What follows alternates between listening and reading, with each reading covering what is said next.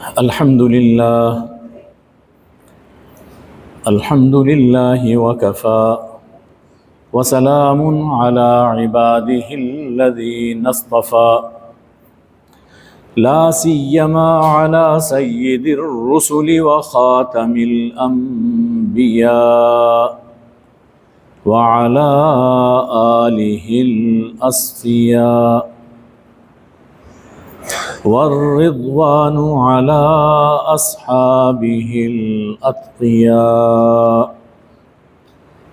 أما بعد فأعوذ بالله من الشيطان الرجيم. بسم الله الرحمن الرحيم.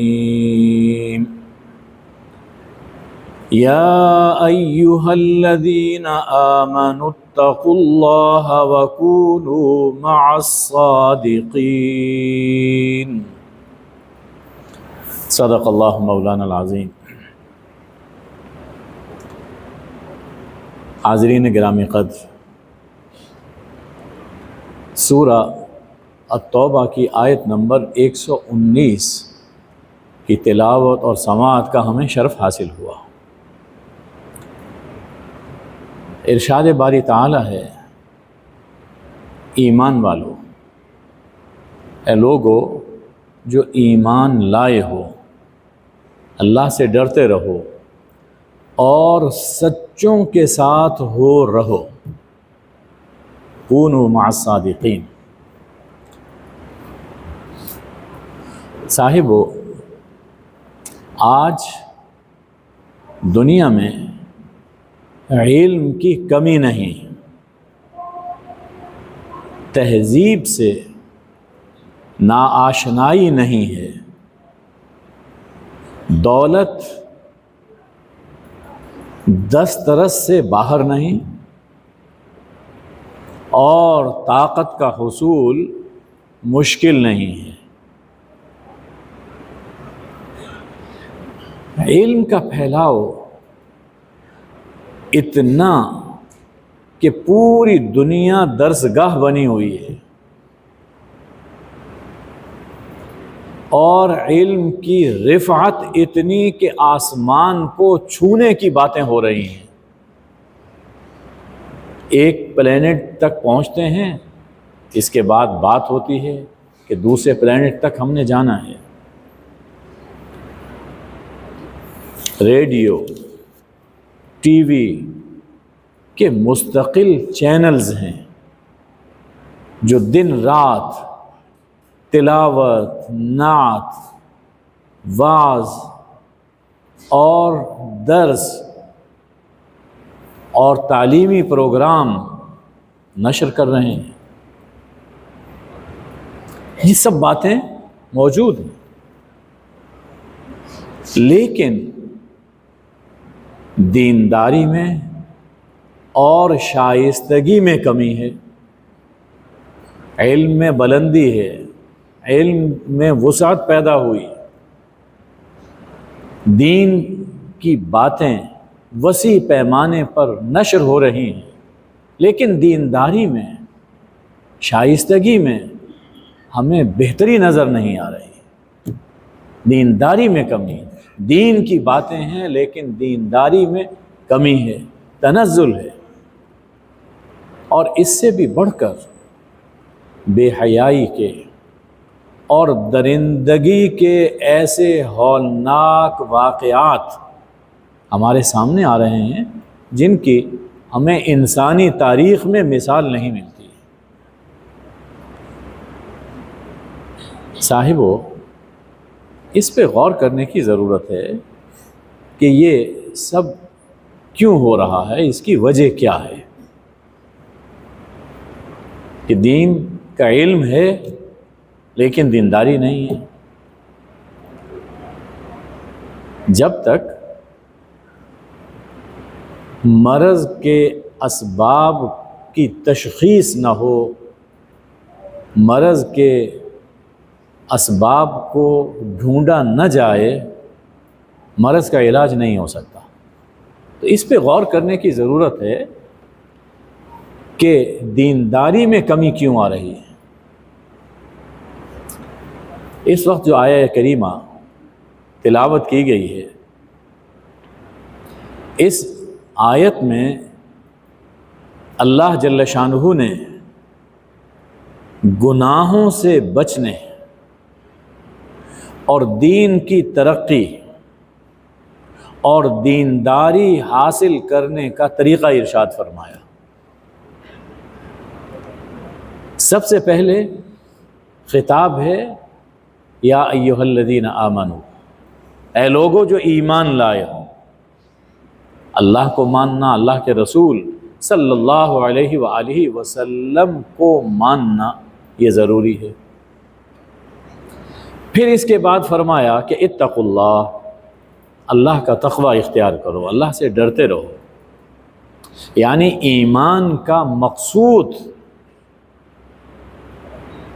ایمان کا مقصود یہ ہے کہ انسان کے دل میں اللہ کا تقوی پیدا ہو جائے۔ تو اب ایمان سے آگے بڑھو اور اپنے اندر تقوی پیدا کرو۔ پھر تیسری چیز ارشاد فرمائی کہ سچوں کے ساتھ رہو۔ تمہارا میل جول، تمہارا اٹھنا بیٹھنا، تمہارے تعلقات الصادقین، سچوں کے ساتھ ہونے چاہیے۔ یہ ایمان اور تقوی حاصل ہو گیا، اب اس میں پختگی اور ایمان اور تقوی کی حفاظت کیسے ہوگی؟ کہ جب تم اہل صدق کے ساتھ، سچوں کے ساتھ رہو سہو گے، تمہارا ایمان بھی محفوظ رہے گا اور تمہارے دلوں میں تقوی وہ بھی پختہ ہوگا۔ تین چیزیں اللہ تعالیٰ نے ارشاد فرما دی۔ دیکھیے، ہم ایمان لاتے ہیں، ایمان سے مقصود تقوی ہے۔ ایمان سے مقصود یہ ہے کہ انسان کے دل میں اللہ کی محبت اور اللہ کا خوف پیدا ہو جائے۔ مقصود ایمان سے تقوی ہے۔ یعنی ہم یوں بھی کہہ سکتے ہیں کہ ایمان اللہ کو ماننے کا نام ہے اور تقوی اللہ کی ماننے کا نام ہے۔ تو ایمان کا مقصود تقوی، دین کا حاصل تقوی ہے، دین کا حاصل تقوی ہے۔ قرآن مجید میں انبیاء علیہم السلام کے واقعات پڑھیے، ہر پیغمبر نے یہ بات کہی کہ فاتقوا اللہ، لا الہ الا اللہ قبول کر لیا، اب اس پہ عمل کرو کہ اپنے اندر تقوی پیدا کرو۔ فاتقوا اللہ، تو دین کا حاصل تقوی ہے، اور دنیا میں بھی کامیابی کا ضامن تقوی ہے، دنیا میں بھی عزت اور رفعت کا ضامن تقوی ہے، اور آخرت میں نجات کا ضامن تقوی ہے۔ یعنی تقوی ایک ایسا وصف ہے کہ جو انسان کو دنیا میں عزت اور آخرت میں جنت عطا کرتا ہے۔ اللہ تعالیٰ نے قرآن مجید میں یہ فرمایا کہ ان اکرمکم عند اللہ اتقاکم، تم میں سب سے زیادہ عزت مند وہ شخص ہے جس کے دل میں اللہ کا تقوی سب سے زیادہ ہے۔ تو معلوم یہ ہوا کہ شرافت اور عزت کا معیار اور مدار وہ بھی تقوی ہے۔ یہ بالکل وہی بات ہے جو سورہ فاتحہ میں اللہ جل شانہ نے عطا فرمائی۔ سورہ فاتحہ میں بھی یہی چیز ہے، اہدنا الصراط المستقیم، ہدایت یہ ایمان ہے، اور صراط مستقیم یہ تقوی ہے، صراط مستقیم یہ تقوی ہے۔ اور تقوی سلامت کیسے رہے، انسان کے دل میں تقوی کیسے پیدا ہو؟ صراط الذین انعمت علیہم، جو بات سورہ فاتحہ میں ارشاد فرمائی اسی کو دوسرے الفاظ میں یہاں ارشاد فرمایا کہ اتقوا اللہ وکونوا مع الصادقین۔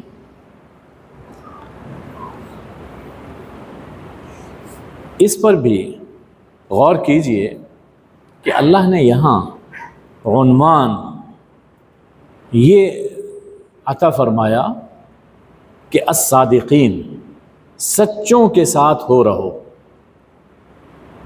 یہ نہیں فرمایا کہ عالموں کے ساتھ ہو رہو، عالمین کا لفظ استعمال نہیں فرمایا، عاملین کا لفظ استعمال نہیں فرمایا، صالحین کا لفظ استعمال نہیں فرمایا، بلکہ الصادقین کا لفظ اللہ نے یہاں منتخب فرمایا ہے۔ وجہ یہ ہے کہ صدق اور سچائی تمام نیکیوں کی جڑ ہے، تمام نیکیوں کی جڑ وہ صدق ہے، سچائی ہے۔ سچائی ہے، علم بھی سچا ہے، سچائی ہے، عمل بھی سچا ہے، اس کا صلاح وہ بھی سچا ہے۔ تو ایسا لفظ اللہ تعالیٰ نے یہاں منتخب فرمایا جو علم و عمل کے تمام دائروں کو اپنے اندر لیے ہوئے ہیں، تو فرمایا کہ صادقین کے ساتھ ہو رہا ہو۔ صدق نیت میں بھی ہونا چاہیے، صدق قول میں بھی ہونا چاہیے، صدق عمل میں بھی ہونا چاہیے۔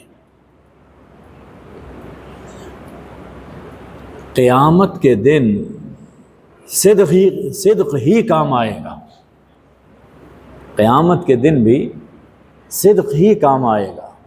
قرآن مجید میں اللہ تعالیٰ نے یہ فرمایا یوم ینفع الصادقین صدقہم، قیامت کا دن وہ ہے جہاں سچوں کو ان کا سچ فائدہ پہنچائے گا، صادقین کو ان کا صدق فائدہ پہنچائے گا، اس لیے کہ وہاں جھوٹ تو چل نہیں سکتا۔ دنیا میں تو انسان پردے ڈال لیتا ہے، لیکن قیامت میں سب پردے کھل جائیں گے، حقائق سامنے آ جائیں گے، دل کی اصلی حالت وہ کھل کر سب کے سامنے آ جائے گی، تو وہاں صادقین کو صدق وہ فائدہ پہنچائے گا۔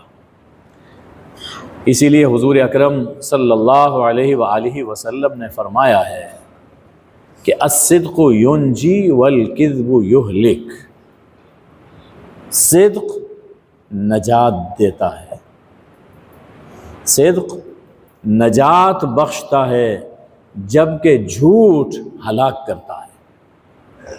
یعنی صدق انسان کو جنت میں پہنچانے والا ہے، اور جھوٹ کا انجام وہ جہنم ہے، ہلاکت ہے۔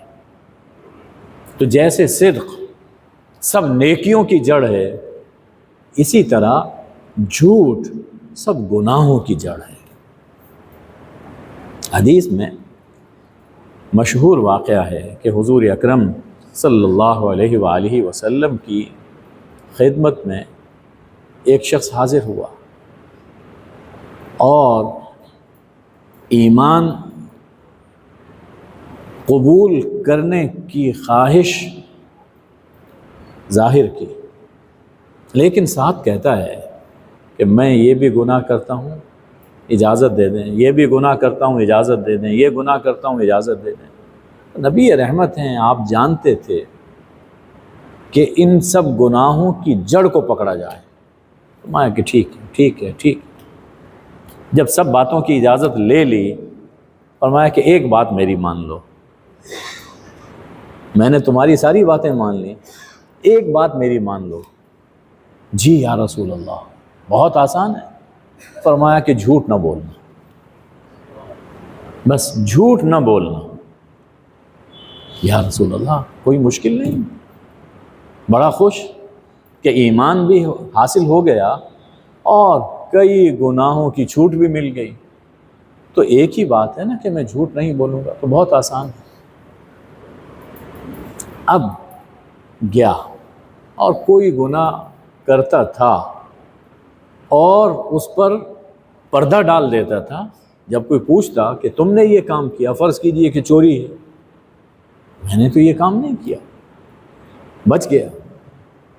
اب چوری کرنے کو جی چاہا تو خیال آیا چوری تو میں کر لوں گا، لیکن اگر کسی نے پوچھا تو کیا کہوں گا؟ پہلے تو میں جھوٹ بولتا تھا، ادھر میں وعدہ کر کے آیا ہوں کہ جھوٹ نہیں بولوں گا، تو چوری چھوڑ دی۔ اسی طرح کئی گناہ دوسرے، سب گناہ چھوٹ گئے صرف ایک جھوٹ کو چھوڑنے کی وجہ سے، سب گناہ چھوٹ گئے۔ تو صدق سچائی سب نیکیوں کی جڑ ہے، اور جھوٹ سب گناہوں کی بنیاد ہے۔ اس لیے اللہ جل شانہ نے یہ فرمایا کہ اگر ایمان اور تقوی حاصل کرنا چاہتے ہو اور اس کی سلامتی چاہتے ہو، محفوظ کرنا چاہتے ہو، تو اس کا یہ طریقہ ہے کہ جو اپنے قول میں، اپنے عمل میں، اپنے فعل میں سچے ہیں، ان کے ساتھ تمہارا رہنا سہنا اٹھنا بیٹھنا ہونا چاہیے۔ تمہارا ایمان بھی محفوظ ہو جائے گا، تمہارا تقوی بھی محفوظ ہو جائے گا۔ تو اس آیہ کریمہ میں اللہ جل شانہ نے ہم اہل ایمان کو اپنی مجلس اور اپنے ماحول کو بدلنے کی دعوت دی ہے کہ جب ایمان قبول کر لیا اور تقوی کی زندگی اختیار کی، اب چاہیے کہ اپنی مجلس کو بھی بدلو، اپنے ماحول کو بھی بدلو۔ دیکھیے، سچے ماحول میں، صدق کے ماحول میں، سچے لوگوں کی مجلس میں بیٹھ کر خود انسان کے اپنے اندر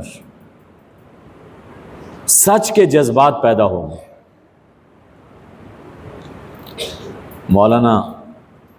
غالباً مولانا روم نے بھی فرمایا کہ یک زمانہ صحبت با اولیاء بہتر از 100 سالہ طاعت بے ریا، کہ اللہ کے کسی ولی کی مجلس میں کچھ وقت بتانا یہ 100 سال بے ریا عبادت سے بہتر ہے۔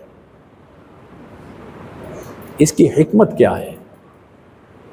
بے ریا عبادت کی 100 سال یعنی لمبی مدت بے ریا عبادت کر رہا ہے، اس میں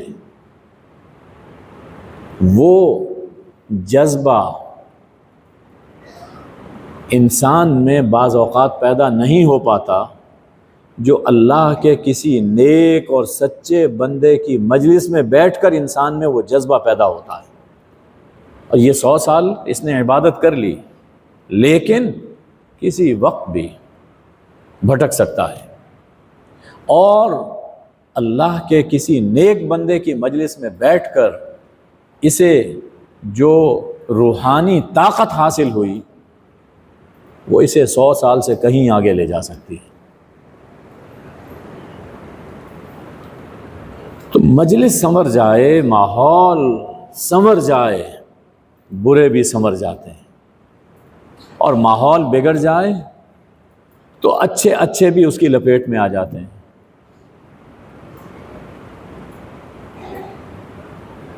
انسان بیمار ہوتا ہے، ڈاکٹرز کہتے ہیں اسے کسی صحت افزا مقام میں لے جایا جائے۔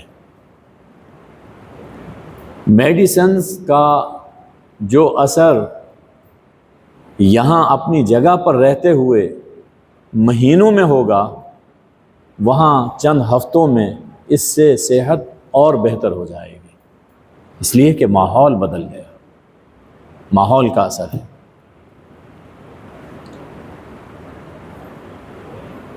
اور اس کے برعکس دیکھیے، ڈینگی کا موسم چل رہا ہے،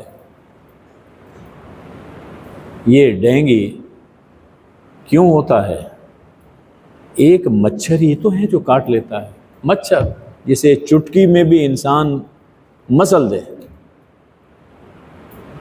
لیکن کاٹ لے تو انسان کی موت بھی واقع ہو سکتی ہے مچھر۔ تو جب یہ ظاہری مچھر سے انسان کی ظاہری موت واقع ہو سکتی ہے، تو اگر کسی کو بدی کا مچھر، گناہ کا مچھر، یہ روحانی مچھر کاٹ لے تو اس کی روحانی موت واقع ہو سکتی ہے۔ اس کو معمولی نہیں سمجھنا چاہیے۔ ڈینگی کے موسم میں ہم اپنے آپ کو بچانے کی کوشش کرتے ہیں کہ مچھر ہمارے قریب نہ آئے، تو کیا وجہ ہے کہ جہاں روحانی اور بدی کے مچھر اڑ رہے ہیں، ان کا جھمگٹا ہے، وہاں جا کر ہم بیٹھے، گویا کہ ہم روحانی موت کو اپنی طرف بلا رہے ہیں۔ تو ماحول بدلنے سے انسان بدلتا ہے۔ ماحول اچھا، مجلس اچھی ہے تو انسان کی شخصیت بھی اچھی، اور ماحول بگڑ جائے تو انسان اچھا ہونے کے باوجود وہ بگڑتا چلا جائے گا۔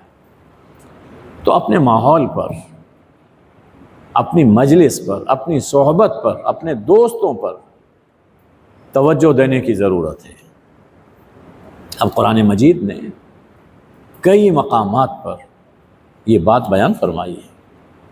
سورہ انعام آیت نمبر 68 فرمایا گیا، وَإِذَا رَأَيْتَ الَّذِينَ يَخُوضُونَ فِي آيَاتِنَا فَأَعْرِضْ عَنْهُمْ حَتَّى يَخُوضُوا فِي حَدِيثٍ غَيْرِهِ۔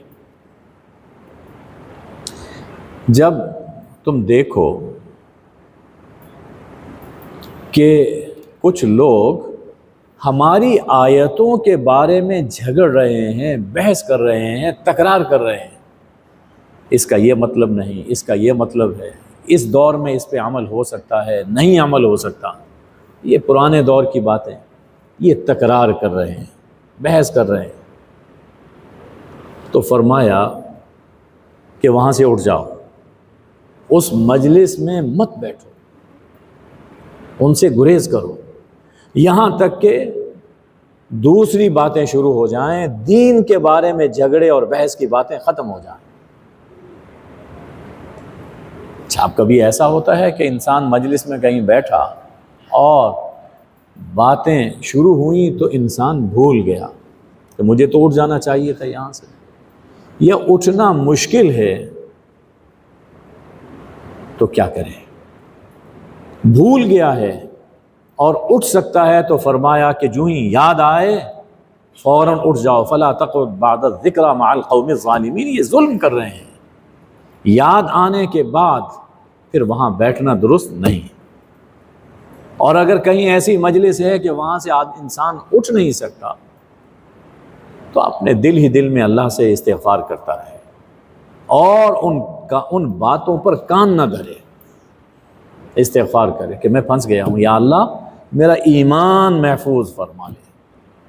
اس لیے کہ وسوسہ، شیطان دلوں میں وسوسہ ڈالتا ہے، کبھی ایسا وسوسہ پیدا ہو جاتا ہے کہ انسان ایمان سے محروم ہو جاتا ہے۔ تو اس لیے ایسی مجلس دیکھنی چاہیے کہ ہم کس مجلس میں بیٹھ رہے ہیں، وہاں کیا باتیں ہو رہی ہیں۔ سورہ کہف میں اللہ جل شانہ کا ارشاد ہے کہ وَاتْلُ مَا أُوحِيَ إِلَيْكَ مِن كِتَابِ رَبِّكَ لَا مُبَدِّلَ لِكَلِمَاتِهِ وَلَن تَجِدَ مِن دُونِهِ مُلْتَحَدًا، کہ جو کتاب آپ پر وحی کی گئی ہے آپ بس اس کی تلاوت کرتے رہیے، آپ کتاب اللہ کی تلاوت کرتے رہیے، لوگوں کو اللہ کی کتاب سناتے رہیے۔ وَاتْلُ مَا أُوحِيَ إِلَيْكَ مِن كِتَابِ رَبِّكَ، یہ تلاوت کرتے رہنا، لوگوں کو قرآن سناتے رہنا، یہ نبی صلی اللہ علیہ وآلہ وسلم کا فریضہ اور آپ کا فرض منصبی تھا۔ یہ تلاوت کیجیے، اور اللہ نے قرآن میں جو وعدے فرما دیے، اللہ کی ان باتوں کو کوئی بدل نہیں سکتا، اور کوئی بات نہیں مانتا تو اللہ کے سوا اسے کوئی جائے پناہ بھی نہیں مل سکتی، بچ نہیں سکتا۔ تو ایک بات تلاوت کرتے رہیے، اور دوسری چیز وَاصْبِرْ نَفْسَكَ مَعَ الَّذِينَ يَدْعُونَ رَبَّهُمْ بِالْغَدَاةِ وَالْعَشِيِّ يُرِيدُونَ وَجْهَهُ، آپ اپنے آپ کو ان کے ساتھ روکے رہیے، آپ ان لوگوں کے ساتھ ہو رہیے جو صبح و شام اپنے رب کو یاد کرتے ہیں، اپنے رب کو پکارتے ہیں اور صرف اس کی رضا کے طلبگار ہیں۔ کوئی دنیاوی لالچ ان کے سامنے نہیں ہوتا، صرف اللہ کی رضا کے لیے صبح و شام اس کی عبادت کرتے ہیں اور اس سے دعا کرتے ہیں، اس کو پکارتے ہیں۔ ایسے لوگوں کے ساتھ چاہیے کہ آپ جڑ کر رہیں، ہمارا جوڑ اچھے لوگوں کے ساتھ ہونا چاہیے، یہ اللہ فرما رہا ہے۔ قرآن کی تلاوت اور سچوں کے ساتھ جڑ کے رہنا، اچھوں کے ساتھ مل کر رہنا، یہ انسان کے ایمان کو محفوظ رکھتا ہے۔ اور سورہ الفرقان میں اللہ جل شانہ نے اس سے بھی زیادہ وضاحت کے ساتھ ارشاد فرمایا کہ وَيَوْمَ يَعَضُّ الظَّالِمُ عَلَى يَدَيْهِ، قیامت کا دن جو بڑا مشکل دن ہوگا، وَكَانَ الْكَافِرُ عَلَى، یہ دن کافروں پر بڑا بھاری دن ہے، اور وہ دن ایسا ہوگا کہ جب ظالم اپنے ہاتھوں پر کاٹ کاٹ کھائے گا، اپنے ہاتھوں پہ کاٹے گا، اور یہ انسان کی کیفیت ہوتی ہے جب وہ شدید حسرت میں مبتلا ہو کہ اوہ سب کچھ میرا لٹ گیا، اپنے ہاتھوں پہ کاٹتا ہے۔ تو قیامت کے دن ظالم اپنے ہاتھوں پر کاٹے گا، کہے گا یا لیتنی اتخذت مع الرسول سبیلا، اے کاش، اے کاش، اے کاش کہ میں نے رسول اللہ صلی اللہ علیہ وسلم کا راستہ اپنایا ہوتا، جس راہ پہ آپ چل رہے تھے میں بھی اسی راہ پہ چلتا۔ یا ویلتی، یا ویلتا لیتنی لم اتخذ فلانا خلیلا، ہائے میری کمبختی، ہائے میری بدبختی، کاش میں نے فلاں کو دوست نہ بنایا ہوتا، کاش میں نے فلاں کو دوست نہ بنایا ہوتا۔ لقد اضلنی عن الذکر بعد اذ جاءنی، نصیحت آ چکی تھی، اللہ کے رسول بھی آ چکے، قرآن بھی آ چکا، اور ہمارے پاس قرآن اور سنت کی صورت میں حضور اکرم صلی اللہ علیہ وسلم گویا موجود ہے، تو ہمارے پاس نصیحت آ چکی تھی، لیکن اس دوست نے مجھ کو بھٹکا دیا، اس دوست نے مجھ کو گمراہ کر دیا، اس نے مجھے قرآن پر اور سنت پہ عمل نہیں کرنے دیا۔ اور اس کے پیچھے کون ہے؟ وَكَانَ الشَّيْطَانُ لِلْإِنسَانِ خَذُولًا، وَكَانَ الشَّيْطَانُ لِلْإِنسَانِ خَذُولًا، یہ شیطان ہے جو انسان کو رسوا کرتا ہے، دھوکہ دیتا ہے، انسان سے بے وفائی کرتا ہے۔ قیامت کے دن قرآن مجید میں ہے، شیطان کہے گا کہ میں نے کوئی زبردستی تمہارا ہاتھ پکڑ کر تم سے یہ کام نہیں کروایا تھا، میں نے ایک بات کہی تھی، تم نے میری بات مان لی، ذمہ دار تم خود ہو۔ تو دنیا میں جو دوست بنا جس نے گمراہ کیا وہ بھی ساتھ چھوڑ جائے گا، اور جو ان کے پیچھے اصل دشمن ہے انسان کا، شیطان، وہ بھی دغا دے گا۔ تو اللہ نے قرآن پاک میں یہ واضح طور پر فرما دیا کہ اپنی مجلس پر، اپنے ماحول پر نظر رکھو، اپنے ماحول پہ نظر رکھو، تاکہ برے ماحول میں پھنس کر تم برے نہ بن جاؤ۔ حضور اکرم صلی اللہ علیہ وآلہ وسلم نے فرمایا کہ الرجل علی دین خلیلہ، وہی لفظ ہے جو قرآن پاک میں ہے، الرجل علی دین خلیلہ فلینظر احدکم من یخالل، انسان اپنے دوست کے دین پر ہوتا ہے، جیسی دوست کی زندگی ویسی زندگی یہ بھی اپناتا ہے۔ بے شمار مثالیں ہم دیکھتے ہیں۔ دوست کے طرز زندگی کو اپناتا ہے۔ ہر شخص کو دیکھنا چاہیے کہ وہ کس سے دوستی لگا رہا ہے۔ صاحبو، یہ جو ماحول ہے نا، ماحول اور مجلس، یہ ماحول قانون سے زیادہ طاقتور ہے۔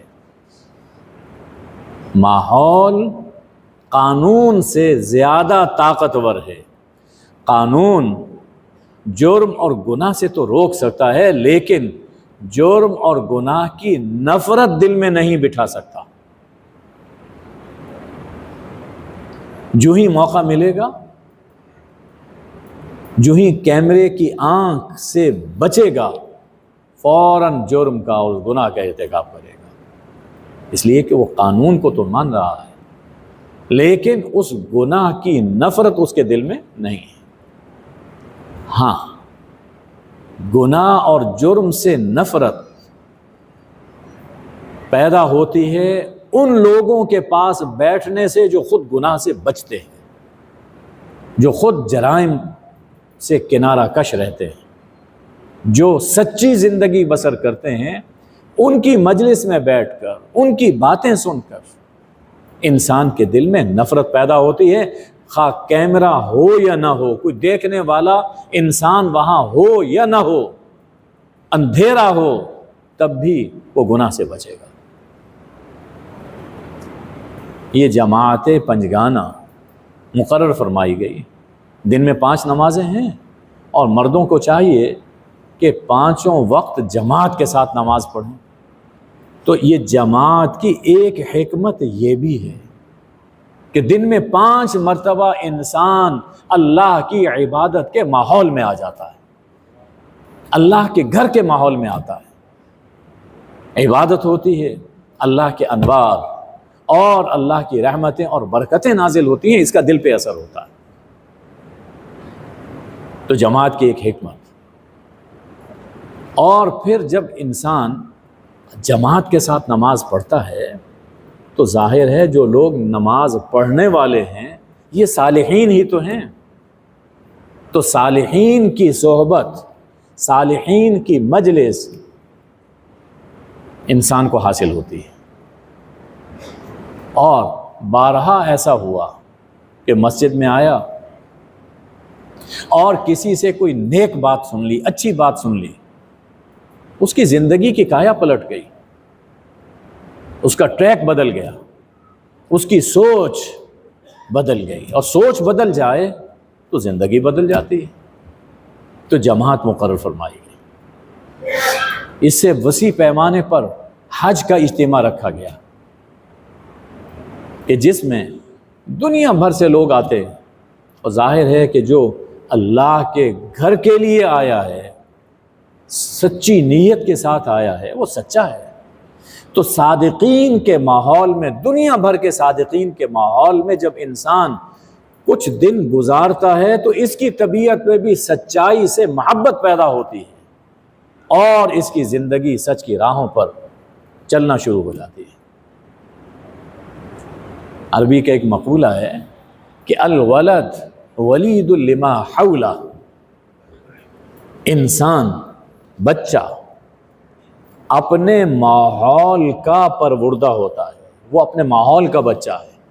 اچھے ماحول میں پرورش پائے گا اچھا بنے گا، برے ماحول میں پرورش پائے گا تو برا بنے گا۔ تو سب سے پہلے ضروری ہے کہ ماحول کو بدلا جائے۔ صحابہ کرام رضوان اللہ علیہم اجمعین کا مقام سب سے بلند اس لیے کہ انہوں نے رسول اللہ صلی اللہ علیہ وسلم کی سچی نیت سے صحبت اختیار کی۔ وہاں بھی صحبت ہے، مجلس ہے، آپ کا ماحول ہے۔ انہوں نے حضور علیہ السلام، آپ آفتاب ہدایت ہے، آپ کی صحبت میں رہے تو خود نجوم ہدایت بن گئے، ہدایت کے ستارے بن گئے۔ اور اسی دور میں ابو لہب بھی موجود تھا، ابو جہل بھی موجود تھا، جن لوگوں نے موسیٰ علیہ السلام کے دور میں حضرت موسیٰ کو چھوڑا، فرعون کی پیروی کی، اس کے پاس رہے، اس کے دربار اور اس کے حاشیہ بردار بن کر رہے، اور حضور اکرم صلی اللہ علیہ وسلم کے دور میں جو ابو جہل اور ابو جہل کے ساتھ رہے، ولید ابن مغیرہ کے ساتھ رہے، اور دوسرے دشمنان اسلام کے ساتھ رہے، وہ انہی کے ساتھ تباہ ہو گئے۔ آج ہم اپنی آنکھوں سے دیکھ رہے ہیں کہ جو صحبت نبوی میں آئے وہ چاند ستارے بن گئے، اور جو آپ کی صحبت سے گریز پا رہے آج وہ گمنامی اور ذلت کے گڑھوں میں گرے ہوئے ہیں۔ تو صاحبو، ضرورت ہے اپنی صحبت پر نظر ڈالنے کی، اپنی اولاد کی صحبت پر نظر رکھنے کی۔ یہ ریڈیو، یہ ٹی وی اور یہ سوشل میڈیا اور جتنے بھی وسائل اور یہ ذرائع ابلاغ ہیں، یہ بھی صحبت کی ایک صورت ہے، ان پر بھی نظر رکھنے کی ضرورت ہے۔ اور یہ اتنا خطرناک ہے کہ وہ جو ایک دوست ہے ہمارا، وہ تو گھر سے باہر رہے گا، لیکن یہ کمبخت ایسا ہے کہ جو ہمارے بیڈ روم میں پہنچتا ہے۔ ماں باپ کو پتہ نہیں ہے کہ اولاد کیا دیکھ رہی ہے، تو اس پر بھی یعنی بتانے کی ضرورت ہے، اپنی اولاد کو سمجھانے کی ضرورت ہے۔ وہ شیخ فرید الدین عطار نے کہا کہ یار بد بدتر بود از مار بد، کہ برا یار برے مار سے یعنی برے سام سے بھی بدتر ہوتا ہے۔ تو اس لیے اپنی صحبت، اپنی اولاد کی مجلس پر نظر رکھیے تاکہ ہمارا معاشرہ ایک اچھا معاشرہ بن سکے۔ وآخر دعوانا ان الحمد للہ رب العالمین۔